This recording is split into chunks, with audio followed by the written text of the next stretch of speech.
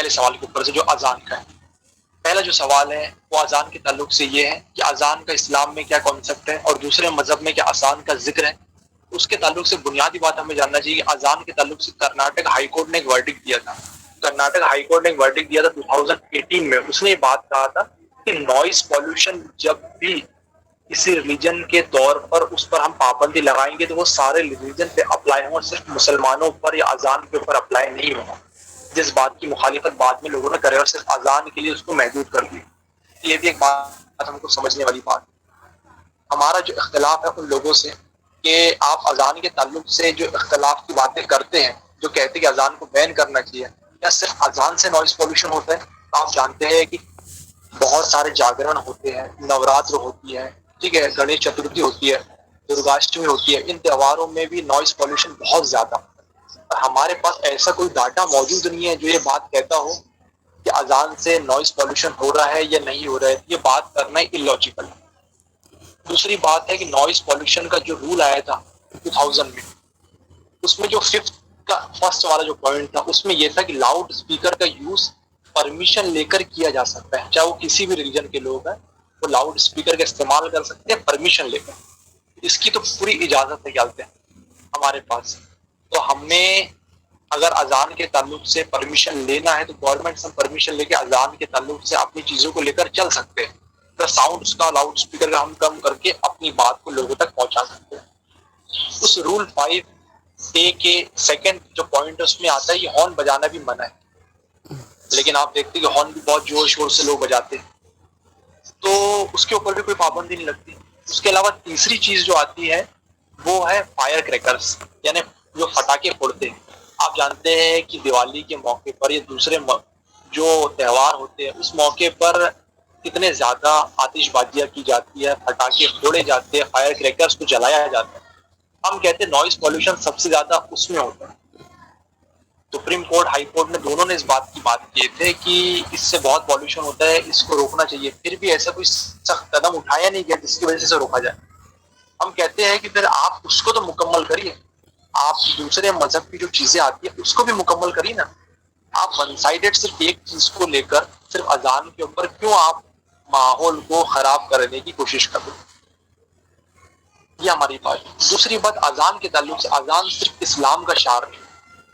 اذان کے تعلق سے جو ہمارے برادر وطن ہیں، جو ہمارے ہندو دوست احباب، انہیں بھی اپنی دھارمک کتابوں کو پڑھنا چاہیے. اذان کو سننے والے اور اذان کو کہنے والے ہی وہ لوگ ہیں کہ جن کی پیروی کر کر، جن کے پیچھے چل کر لوگ موکش کو پراپت ہو سکتے ہیں، لوگ جنت میں جا سکتے ہیں. اسلام میں ہم قرآن و سنت کی روح سے کہیں کہ انہیں جنت میں جانا ہے. کرسچینٹی کی زبان میں ہم کہنے کہ انہیں اٹرنل لائف چاہیے، اور ہندوازم کی زبان میں آئے کہ انہیں موکش مل جائے. ایسا ہے، موکش مل جائے، ایسا ہے. تو یہ بات ہے. کیمرہ میرے بھائی آف کر دے، ساتھی کیمرہ اسپیکر دو. انہیں موکش مل جائے، ٹھیک ہے نا. تو اس کے تعلق سے میں بنیادی بات آپ کو بتاؤں گا کہ بھوشیہ پران اگر آپ پڑھیں گے جو ہندو ریلیجن کی بڑی ایک مشہور معروف کتاب ہے، اور اس کتاب میں یہ دعویٰ کیا گیا ہے ہندو پنڈتوں کے دوارا کہ اس میں فیوچر کی پریڈکشن کی گئی.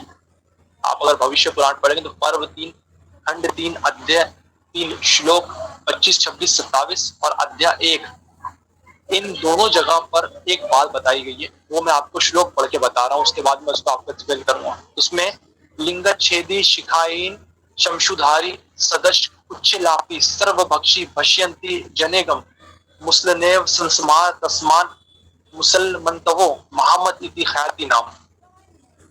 اس کا ترجمہ، اس کا ٹرانسلیشن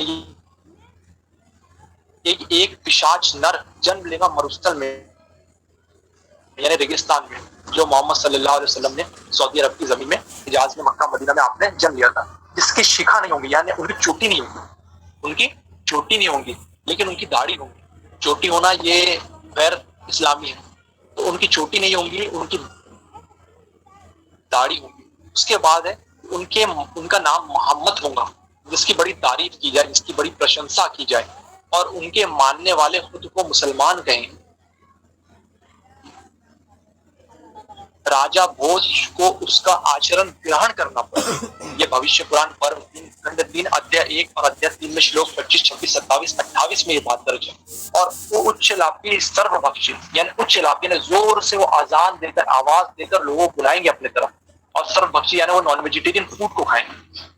अब मुझे बताइए कि ये लोग देश का मुल्क का माहौल को बिगाड़ने के लिए, माहौल को खराब करने के लिए अजान के ऊपर बैन करना चाह रहे हैं, और इनके मजहब की धार्मिक जो किताब है भविष्य पुराण पर्व 3 खंड 3 अध्याय 1 और 3 और श्लोक नंबर 25, 26, 27, 28 वो तो ये कह रही है कि वही लोग मोक्ष को प्राप्त होंगे, निजात को प्राप्त होंगे। मेरे भाई कैमरा ऑफ कर ले आप। वही लोग मोक्ष को प्राप्त होंगे, वही लोग निजात को प्राप्त होंगे जो लोग क्या करेंगे, जो लोग इस चीज पर चलेंगे और मोहम्मद की तरीके पे चलना है, और उनके मानने वालों को मुसलमान कहा जाएगा। उनकी दाढ़ी होंगी, उनकी शिखा नहीं होगी, उनकी चोटी नहीं होगी, और वो उच्च लापी करेंगे, जोर से आवाज देकर लोगों को बुलाएंगे। तो बिल्कुल हमें बात चलती है पता कि इस्लाम में अजान के अलावा हिंदू मजहब में भी जो है अजान का कॉन्सेप्ट है। ये हमें बुनियादी तौर पर ये बात चलती है पता।